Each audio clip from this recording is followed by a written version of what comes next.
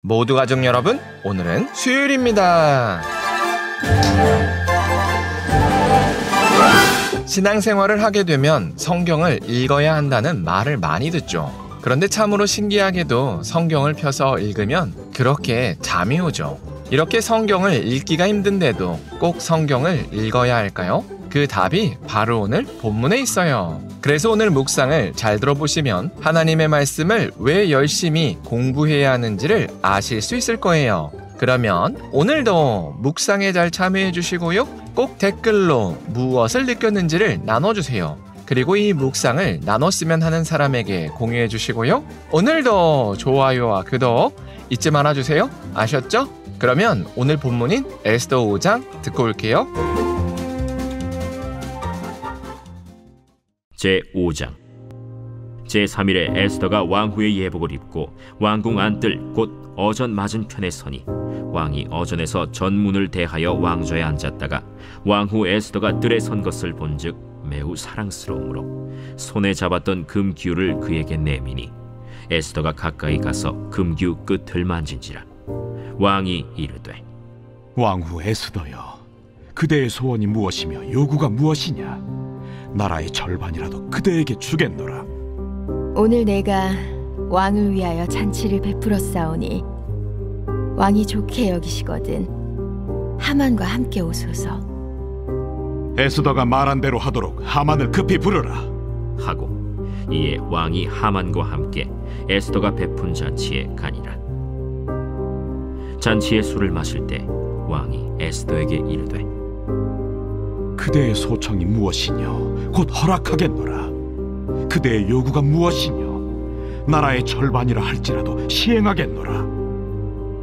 나의 소청, 나의 요구가 이러하니이다.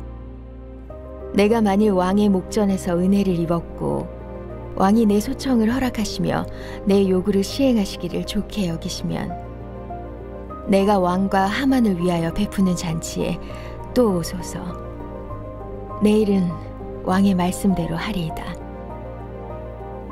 그날 하만이 마음이 기뻐 즐거이 나오더니 모르드게가 대궐문에 있어 일어나지도 아니하고 몸을 움직이지도 아니하는 것을 보고 매우 노하나 참고 집에 돌아와서 사람을 보내어 그의 친구들과 그의 아내 세레스를 청하여 자기의 큰 영광과 자녀가 많은 것과 왕이 자기를 들어 왕의 모든 지방관이나 신하들보다 높인 것을 다 말하고 또 하만이 이르되 왕후 에스더가 그 베푼 잔치에 왕과 함께 오기를 허락받은 자는 나밖에 없었고 내일도 왕과 함께 청함을 받았느니라.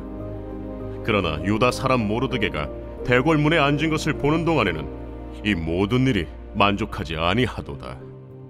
그의 아내 세레스와 모든 친구들이 이르되 높이가 50규빗 되는 나무를 세우고 내일 왕에게 모르드게를 그 나무에 매달기를 구하고 왕과 함께 즐거이 잔치에 가소서 하니 하만이 그 말을 좋게 여기고 명령하여 나무를 세우니라. 약속한 3일간의 금식을 마치고 에스더는 왕의 허락 없이 왕 앞에 섰습니다. 그러자 왕이 에스더를 발견했습니다. 그러자 에스더가 왕에게 다가갔습니다. 그러자 왕은 사랑에 빠진 눈빛으로 에스더에게 손으로 잡고 있던 금규를 내밀었습니다. 그렇게 에스더는 왕의 금규를 만졌습니다. 그러자 왕은 나라의 절반이라도 줄 테니 소원을 말해보라고 에스더에게 말했습니다. 에스더는 정숙한 목소리로 오늘 왕을 위해서 마련한 잔치에 참석해달라고 요청했습니다. 그리고 그 자리에 하만을 초청하게 해달라고 요청했습니다. 그러자 왕이 급히 하만을 불러서 에스더가 베푼 잔치로 갔습니다. 그렇게 잔치에서 한껏 흥이 돋은 왕은 다시 한번 에스더에게 청이 무엇인지를 물었습니다. 그러나 에스더는 자신의 청을 감추고 왕에게 내일 있을 잔치에도 하만과 함께 참석해달라고 요청했습니다.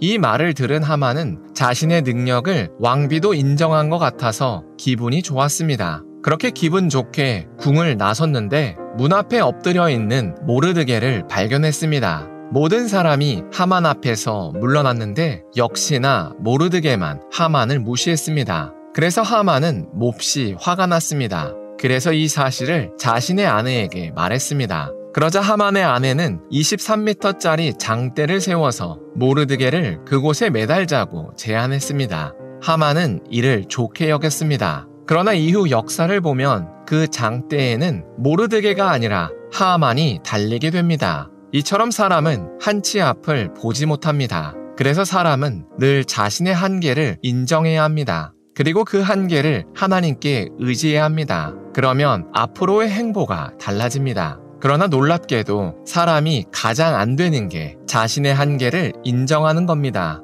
사람은 조금만 형통하면 마음속에서 교만이 자랍니다. 그래서 자신의 힘과 지혜를 의지합니다. 그러나 만약 우리가 우리를 구원할 만큼 힘과 지혜가 있었다면 하나님도 당신의 친아들인 예수님을 이 땅에 보내서 희생시킬 필요가 없으셨을 겁니다.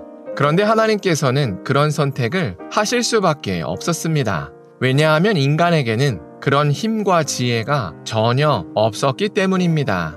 그래서 우리가 예수님을 구원자로 고백한다는 의미는 우리에게는 우리를 구원할 어떠한 힘과 지혜가 없다는 걸 인정한다는 뜻입니다. 그러니 우리는 늘 하나님의 말씀을 알기에 힘써야 합니다. 왜냐하면 오직 하나님의 말씀만이 이 세상에서 작동하는 유일한 진리이기 때문입니다. 그래서 잠언 9장 10절에서 여호와를 경외하는 것이 지혜의 근본이라고 말합니다. 왜냐하면 지혜로운 사람은 작동하는 진리를 붙잡기 때문입니다. 그러나 어리석은 사람은 작동하지도 않을 자신이 세운 가설을 진리라고 붙잡고 평생 시간을 낭비합니다. 그래서 먼 훗날 인생을 돌아봤을 때 우리가 후회하지 않기 위해서는 우리 인생의 참된 나침반인 하나님의 말씀을 알기에 힘써야 합니다. 그래서 우리가 오늘 하루를 살 때 물이 바다를 덮음같이 하나님의 말씀을 알기에 힘썼으면 좋겠습니다.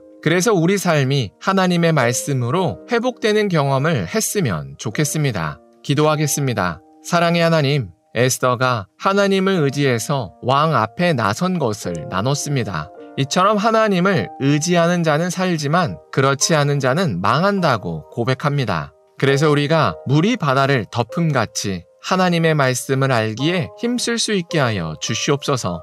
그래서 우리 삶이 하나님의 말씀으로 회복되는 경험을 할 수 있게 하여 주시옵소서. 예수님의 이름으로 기도합니다. 아멘.